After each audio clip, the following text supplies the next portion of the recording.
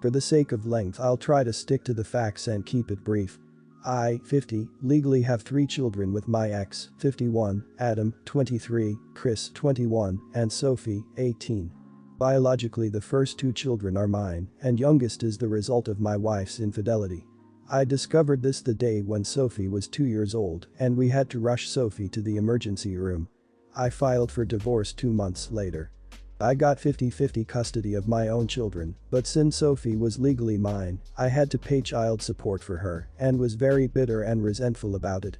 I tried to fight it at first, but in the end decided to get over it to save myself the stress, but I made it very clear to my ex that outside of child support, I would take no other responsibility for the girl and would shut down any attempts at being her father, but I would make the effort to still be polite to Sophie. After some time, I learned to trust again and remarried a wonderful woman who made it very clear that she and her daughter were a package deal. I accepted this and did everything I could to try and be there for my stepdaughter Katie, 17. Aside from the typical ups and downs, I would say I managed to make a great family life for myself. We'd have family nights, I attended most after-school events, took my family on fun vacations, and put my sons through school and paid for their apartments and cars. They were on their own for gas money. Chris is expected to graduate this coming summer, and I made a silly post on social media about how relieved I was going to be that I only had one more kid to put through school left. A couple of days later, I got a message from my ex asking me to pay for Sophie's college expenses on my own since the pandemic has made money tight.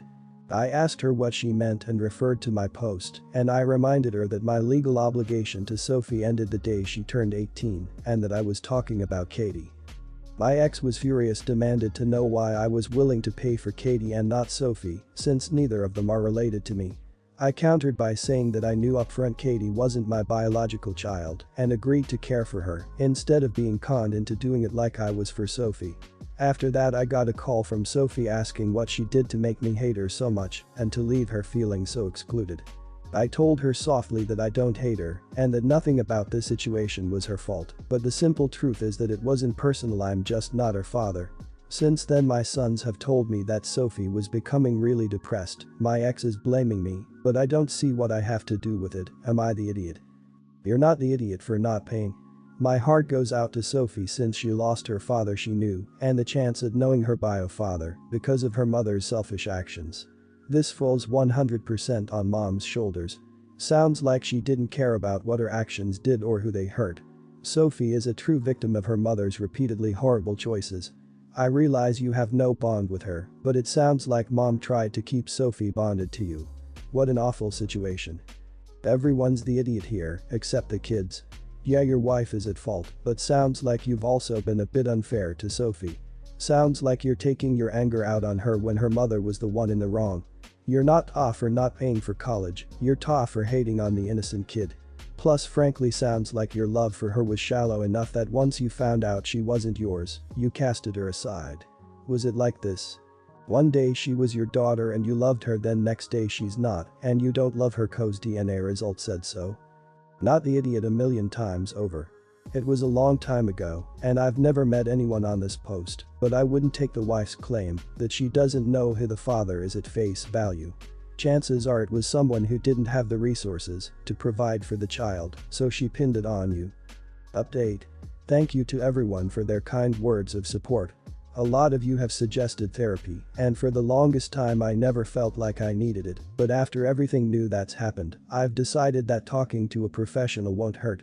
I thought I buried my anger and hurt toward my ex years ago, but now new information has been revealed that's just making me angry all over again. Not too long after my initial fight with my ex, she and Sophie got into a fight that ended up so bad that Sophie was kicked out of the home. Sophie called her brothers and they in turn called me, and she is currently staying with my wife, Katie, and I. Apparently, in spite of my efforts to maintain a boundary, my ex kept telling Sophie that if she was well behaved and did good in school, that I would think of her as a daughter again. It was my ex's way of getting Sophie to be obedient.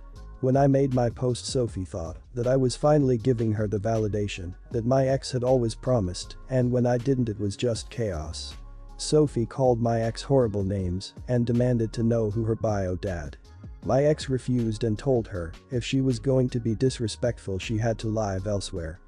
Originally, some of you suggested that in spite of Sophie's blood type, she could still be my daughter, and that was really starting to get to me. Now that Sophie was staying with me, I took some of her DNA and sent it off for testing, and couldn't believe the results that I sent it again for a second time. To my shock, Sophie and I are indeed related, she's just not my daughter. Like I said, the bad feelings are all starting to come back to me again, but this new information is just putting me in a bad place again. I don't even know how or when to break the news to Sophie or how to even confront my ex about any of this. I feel like such a fool. Earlier today, as I was getting off the bus, I fell and fractured my ring finger in 2 spots. It was pretty bad break, my finger looked like a cartoon lightning bolt and was bleeding. It turned out to be a green stick and comminuted fracture, I believe. My mom was called, and as we were leaving she very cheerily informed me that I wouldn't be able to visit the doctors for another 3.5 hours. She said she had a tennis match to go and that she couldn't cancel as that would mean forfeiting the game. She laughed like it was just a light-hearted joke, but I realized it wasn't when she pulled into our neighborhood. Now, I'm no stranger to broken bones, so my pain tolerance is pretty high, but at this point I was clutching my hand and fighting off tears. I blew up. I started telling her how selfish it was to let me sit at home with a broken finger so she could indulge in a hobby. I'll admit I was pretty harsh, but my mind was foggy from pain and anger. She said I didn't understand and that I was entitled. She tried calling my dad to take me, but he was at work. He told her off in a lot nicer way than I did. On the way to the urgent care center, she called all of her friends and began whining about being the victim for being told off by her moody daughter. Her friends took her side. She thinks she's entitled to an apology. I don't think I, or my father, owe her an apology. Am I the idiot for blowing up on her and refusing to apologize? Not the idiot. Your mom put you at serious risk. Thank heavens you will be fine, but any fracture as described actually has risks that can easily escalate to life-threatening. Yeah, it's just a finger, but the sepsis, marrow embolism, air embolism or gangrene you could potentially have developed due to delayed treatment would make that finger mighty important fast. Your mom is guilty of deliberately causing you to be harmed and not seeking immediate aid for harm experienced. Where you live the wording will be different, but criminal conduct just the same. Nurse here. Tell your mother, from me, she's the idiot, you're not the idiot, of course. An unattended break can result in permanent nerve damage or the formation of a clot. Is it likely in the finger? Probably not, but improbable is not impossible. What is impossible is the thought that a game of doubles was more important than fixing your hurt kid. Shame on you, mom. Your dad is willingly married to your mom. This is nuts. Tennis is a hobby, this could have had lifelong consequences. Your mom and her friends are idiots. I hope they lose all their future tennis matches that always have the bad court and that they have refs that make terrible calls against them forever. Hope you feel better soon. My wife and I have been married for 14 years. We have 4 kids. 12, 5, 3, and 3. The eldest is mine from a previous relationship. My wife is a super mom and stepmom. She puts everything she has into raising our kids. I love her for it, but sometimes I think she tries too hard to make sure everything is perfect. It is our biggest disagreement about parenthood. I think that sometimes it is okay to give the kids a hot dog and plop them down in front of the TV so we can have some decompressed time. She is more the insistent on homemade organic kale encrusted free-range, baked chicken tenders and educational games kind of woman though. It has been a really tough past year for us. One of my younger sons has been having some health issues, and my older son has been acting out a lot due to all the attention the younger boys need. We are working through it though. Some days are worse than others. Last week we had a particularly bad one. It was just one of those off days with all the kids. My daughter was having a preteen moment, refused to eat the lunch my wife made and did some eye rolling. The twins were both cranky and throwing tantrums, and while my wife was working with them for PT, my older son went to our bedroom, took all of my wife's makeup and skincare products, and promptly dumped them into the toilet. My wife was very upset. I told her I would take the rest of the day off as a personal day. I am working from home now thanks to COVID and be on kid duty, so she could go relax and do whatever she wanted. She came back with she can't because of X, Y, and Z needs to be done for the kids. I told her that she is more important than them and that it's no good for anyone when she is this stressed out. She was supposed to go do some Netflix binging in our room, but she came out after about an hour. A few days ago she asked me what I meant when I said that she was more important than the kids, if I meant just in that particular moment or. And I told her the truth. I do love all my kids. I'd 100% lay my life down for them if it came to it, but she is the most important person in my life. Her happiness means more to me than anything. She got very upset with me for saying this. She called me an idiot and said she couldn't believe that the kids didn't come first for me. We got into a little bit of a heated argument over it. She called me a horrible father and I told her I can't help how I feel. Am I the idiot? Just wondering how you've been married for 14 years, but you have a 12-year-old from a different relationship. Also, no idiots here, but you should maybe amend it to say sometimes she's more important to appease her. Just remind her that her mental health is paramount to properly raising the kids. If she isn't operating at 100, then the kids will feed off that and also not operate at 100. You're the idiot. There is zero reason you even need to make that distinction. It's a very weird tendency some people have to rank everyone in their lives. You are not in a sinking ship choosing who to save, and you likely never will be. A decent response might have been I'll take care of X, Y, and Z, not you're more important than the kids. You obviously meant well and sound like a very devoted husband and father. But the way you worded it I think was a little off, and it makes it sound like you don't love your kids as much as your wife, which I know is not true, and I can understand why that bothered her. I'd recommend talking to her and apologizing for upsetting her and clarifying what you really meant. I'm sure this will turn out fine. I, 34, have a 13-year-old daughter and an 11-year-old son. I am currently married to the father, 44, of my son. While I love both my kids equally, my son has always been a difficult kid. He skips school, fights with teachers, and steals. School psychologists and authority figures have said he has conduct disorder, and we feel that label has just given him more pushback from teacher. While he does have some anger issues, he's still a bright young man who his father and I feel just needs love. We've been going to therapy as a family and for him individually, and his grades have since improved and his behavior has intermittently improved. However, these past months he's gotten angry again, probably because of being cooped up. Last week, after a fight with his sister, he ended up gorilla gluing some of her stuff onto surfaces. We went back to therapy and the therapist suggested a treatment facility. She only suggested it, but my daughter keeps begging me to put him in one. My husband is furious at the suggestion because he doesn't want to lose access to our son and he doesn't want a bright boy to be locked up like he's some criminal. It would also break my heart to send my son to a facility, and my husband thinks that this is mostly just revenge on my daughter's part because she's angry with him. When my daughter asked me again, I told her that I refused to send her brother to a facility where he might be prescribed drugs or labeled a problem. And that I have hope that if I continue talking to him he'll eventually get over his anger. Am I the idiot? My daughter's saying that she wants to find her father and live with him, and that really hurt me. And letting them take my son away would also hurt my husband and fill him with hate and resentment towards everybody involved in the incident. You're punishing your daughter for your son's behavior. Nice parenting. Your bright boy has anger problems that medical professionals have suggested needed treatment. He bullies your daughter, who is obviously afraid of him if she doesn't want him there or wants to live somewhere else. Yet you don't want to send him somewhere he'll get treatment because it'll upset your husband. Your priorities are screwed up. You're the idiot. Sorry, but you are the idiot.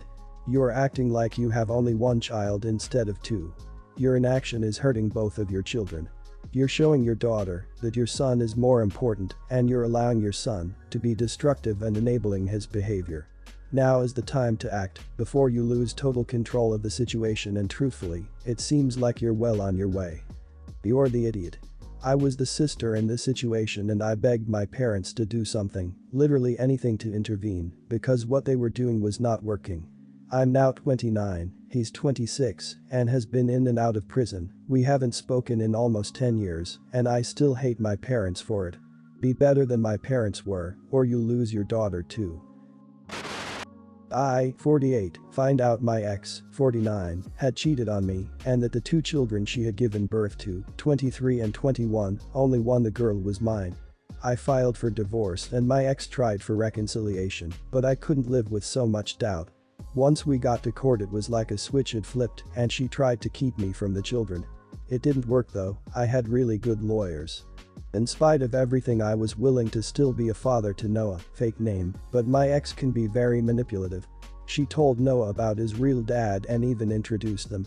Since then I became strict fake dad while he was cool real dad.